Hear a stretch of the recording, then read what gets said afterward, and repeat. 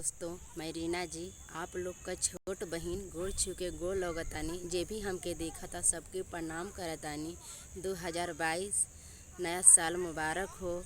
पहला वीडियो बनावतानी, गलती सलती हुई तो क्षमा करब जा। ज़्यादा से ज़्यादा शेयर करी जा, लाइक करी जा, कमेंट करी जा। आप लोग देख सकता है जा, देखी जा हमनी का सिवान में आयल बानी जा। देखी जा देखी जा इधर हमनी का सिवान में आयल बानी जा पिकनिक मनाए। देख सकता नहीं जा, यही वीडियो में बना रही जा काहे से कि आप लोग के कोई एक चीज़ दिखाने वाली हूँ। आई जाए आप लोग के एक चीज़ बताइनी कि देखावे खातिर हूँ, देखावे जाता नहीं। जेके जेके पसंद हुई जरूर बताए जा। तो देखी जा के पसंद बा, के खाई बताइब जा। आज नया साल के दिना यही सब बनल बा खाए पिए खातिर। देख सकता नहीं जा।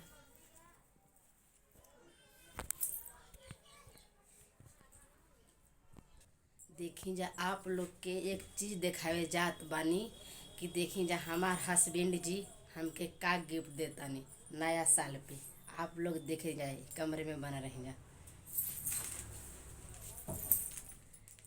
देख सकता नहीं जा एमी का हो सकता, आप बताई जा एकरा में का होता। खोली खोलवा बता नहीं, देखी धारी कमरा हम खोला तानी। आप लोग देख सकता जा में कापन की और नीचे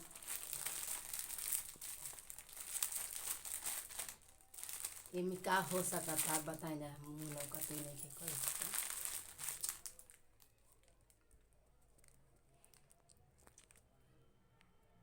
एकरा में का हो सकता, हम खोल के आप लोग के बतावता नहीं, दिखावता नहीं। बड़ा प्यारा गिफ्ट नया साल पर हमार हस्बैंड हमके दिए हैं। आप लोग देख सकता नहीं जा।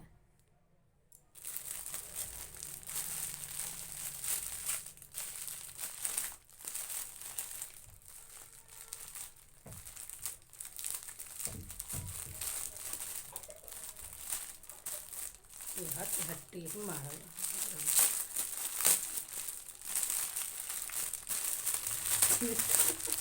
तो देख लें जा ये क्या चीज़ है। आप लोग हम देखा होता नहीं। ये हमार हस्बैंड जी हमके गिफ्ट दिले बानी 2020 का 2022 आइल बा। ओकरे में उल्टा लौकता, उल्टे लौकते बा ना, ठीक है। इसे देख सकता है एकरे में का बा।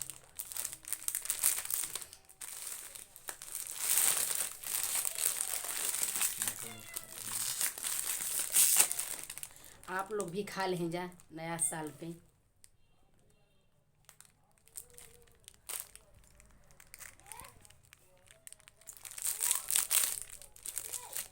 जेके भी खाए के होई बता देव जा।